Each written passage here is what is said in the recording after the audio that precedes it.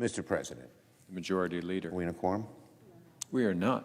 Thank you. First, Mr. President, in a second, I will move the PPP bill to the floor. I hope, and I would ask our Republican colleagues to cooperate, that we can move this bipartisan PPP proposal without delay. It passed the House overwhelmingly. A vast majority of Democrats and Republicans voted for it. I hope we can move quickly here in the Senate. It expires on March 31st, and there are some changes that were made in the ARP that people need time to adapt to and implement. To allow a lapse would not be the right thing to do for so many of our small business people across the country. So I'm hoping that our Republican colleagues will move the bill with the same alacrity that it passed in the House in an overwhelmingly bipartisan majority. I think there were fewer than 10 votes against it. So with that, Mr. President, I understand that there's a bill at the desk, and I ask for its first reading. The clerk will read the title of the bill for the first time.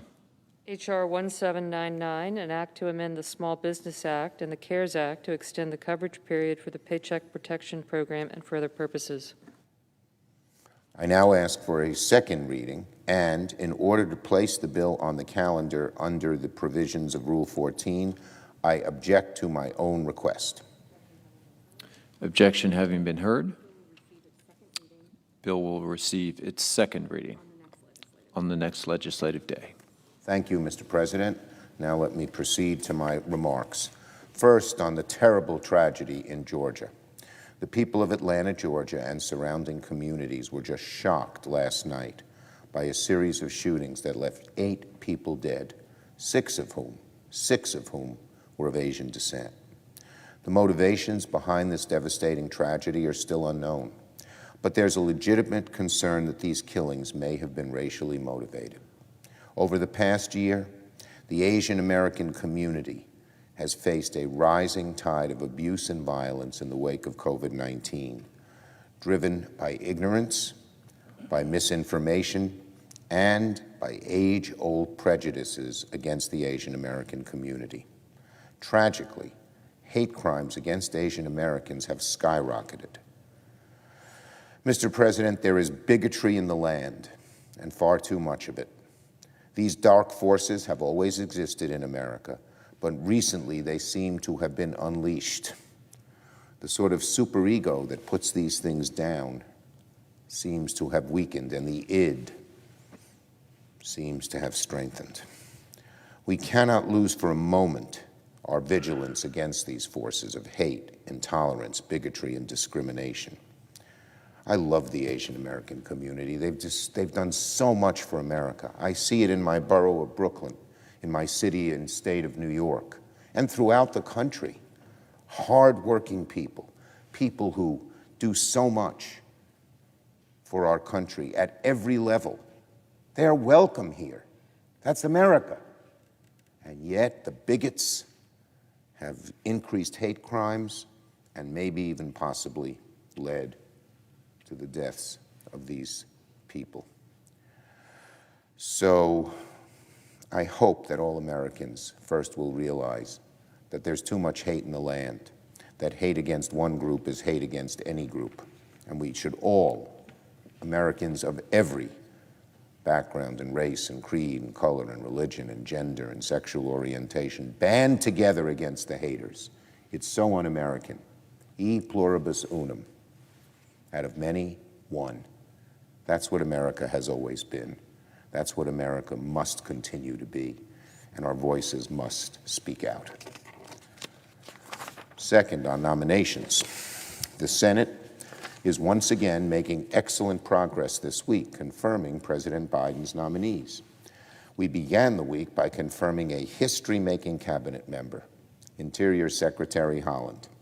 Yesterday, we confirmed Isabel Guzman as the SBA administrator. Today, we will confirm another consequential administrative appointment, the United States Trade Representative. President Biden has named Catherine Tai, the daughter of proud immigrants from Taiwan, a veteran of the Office of the Trade Representative under President Obama, and one of our country's most seasoned experts in international trade. That, Ms. Tai, is what America's all about. We welcome her we give her a great position of authority because of her expertise.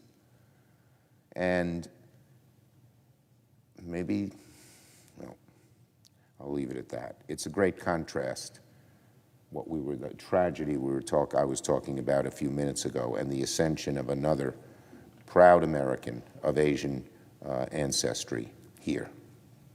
As U.S. Trade Representative, Ms. Tai will play a crucial role in enforcing existing trade deals and making sure that American workers, businesses, and researchers can compete on a level playing field.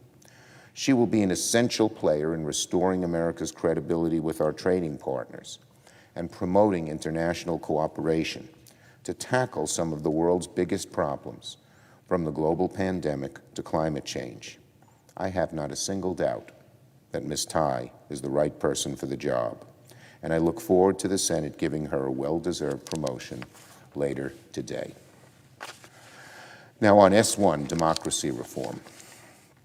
Today, Senate Democrats are introducing the #1 bill of the 117th Congress, S1, to stand up to voter suppression, to end dark money in politics, and reinvigorate American democracy in the 21st century.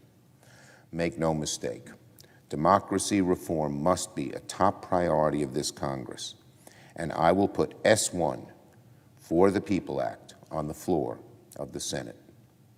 For too long, we have let really important parts of our democracy wither. Unlimited dark money flows into campaigns. Special interests have way too much influence in Washington. And worst of all, there is a concerted nationwide effort to limit the right of American citizens, particularly people of color, to vote. Throughout America's history, we've seen a continuous cycle of expansions in our democracy being met all too often by vehement backlash against those who wish to maintain an exclusionary status quo. Earlier this year, we witnessed only the latest example in the form of a violent insurrection right here in this chamber, right here in this Capitol.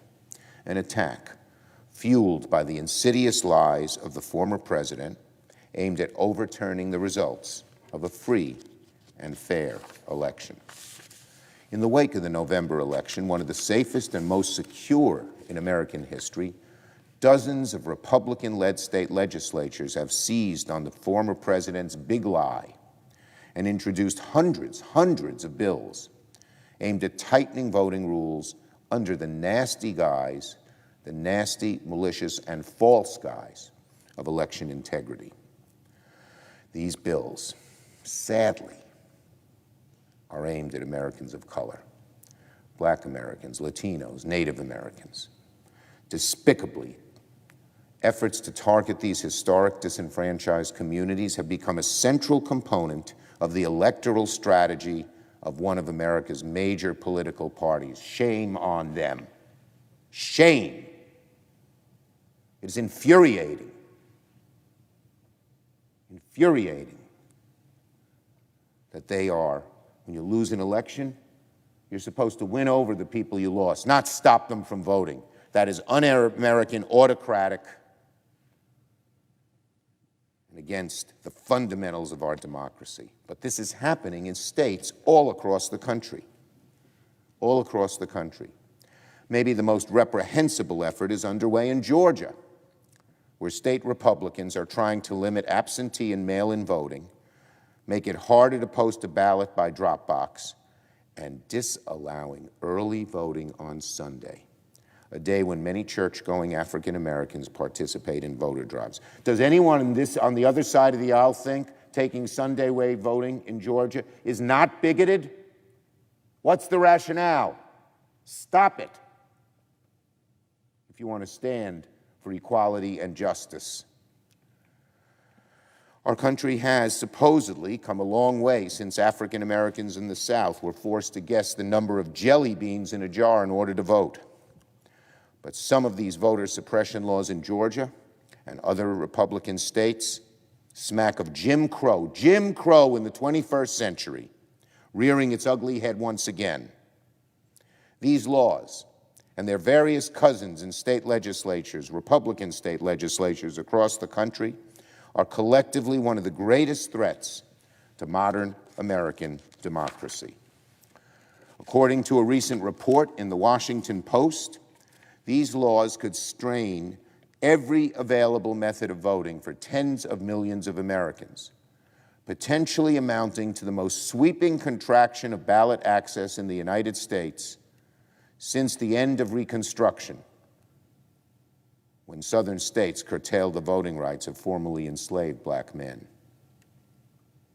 If one party believes, heads we win, tails you cheated. If one political party believes that when you lose an election, the answer isn't to win more votes, but rather to prevent the other side from voting, then we have serious and existential threats to our democracy on our hands. This is no political dispute. It goes way beyond that, to the core of what America is all about.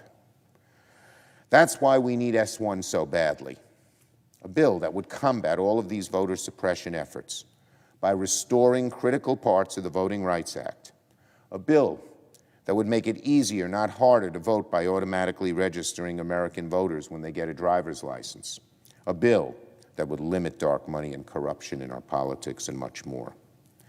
There are a lot of problems in our country: health care and climate change and income inequality. But we designed a democracy that would allow competing interests in our country to come together and agree on solutions. If our democracy doesn't work, we have no hope of solving any of our other problems. S1 is going to be a top priority this Congress. We will fight and fight and fight to get this done legislatively. Failure is not an option. Too darn much is at stake. Now, on the American Rescue Plan, I'd like to continue shining a spotlight on different aspects of ARP. The legislation helps so many people and so much of the country, it's easy to forget many crucial parts of the bill. So later today, I'll be joining my dear friend, Representative Velasquez from New York, to talk about how the American Rescue Plan helps Puerto Rico, which is too often an afterthought in federal legislation. The American Rescue Plan will do three historic things for the people of Puerto Rico, American citizens all. First, it will deliver federal dollars to the island's earned income tax credit for low-wage workers for the first time ever. Second, it will expand eligibility for residents to claim the child tax credit prior to the ARP. Only families with 3 or more children in Puerto Rico could claim the child tax credit. Why those American citizens were treated differently than all the others was beyond me and strikes me as nasty. But now every family can. Third, the ARP bill will add $1 billion in food assistance. Residents of American territories don't receive traditional food assistance programs like those in the U.S., such as the SNAP program. But instead, their governments receive block grants that have been capped by the federal government. The American Rescue Plan makes sure that Puerto Rico, which suffers devastating rates of poverty, 43%, especially childhood poverty, an unacceptable 57% of all the children in Puerto Rico live in poverty. So we want to make sure that Puerto Rico receives its fair share of federal food assistance. The American Rescue Plan may be the greatest anti-poverty effort in a generation, and we make sure that Puerto Rico is part of it. Now let me turn my attention to schools. One of the most enduring images of the COVID-19 pandemic will be the empty classroom. For 12 months, teachers have done their level best to keep their students engaged with remote learning. But there have been incredible difficulties. Too many students don't have reliable internet. Too many parents can't be there to help young kids log on and keep up with their work. Simply put, there's no replacement for having kids in the classroom. We need to get our schools to reopen as quickly and as safely as possible. Now, my Republican colleagues have made a lot of noise about reopening our schools, but they don't want to dedicate any resources to actually getting it done. We need money to do this. There are many more expenses under COVID. Through the American Rescue Plan, Senate Democrats delivered the single largest investment in American education ever. We are proud of that. Proud. Let me say it again. Through the American Rescue Plan, Senate Democrats delivered the single largest investment in American education ever. Ever. $170 billion to repair the damage caused by this pandemic, 3/4 of which will go directly to K-12 education, prioritizing school districts that need it the most. This will help schools update ventilation, hire more nurses and janitors, make classroom sizes smaller, and make getting kids to and from school safer.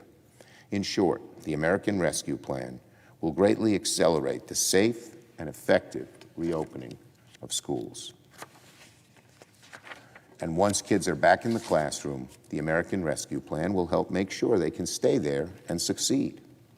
After what has been a lost year for too many students, this bill provides significant support for learning recovery programs, after-school programs, summer school programs, and other resources to help kids catch up and get back on track. Through the American Rescue Plan, we have made a life-changing investment in our students. It's one of the many ways this bill will help us recover from the crisis and come back stronger than ever before. I yield the floor, Madam President. I note the absence of a quorum. The clerk will call the roll. Ms. Baldwin.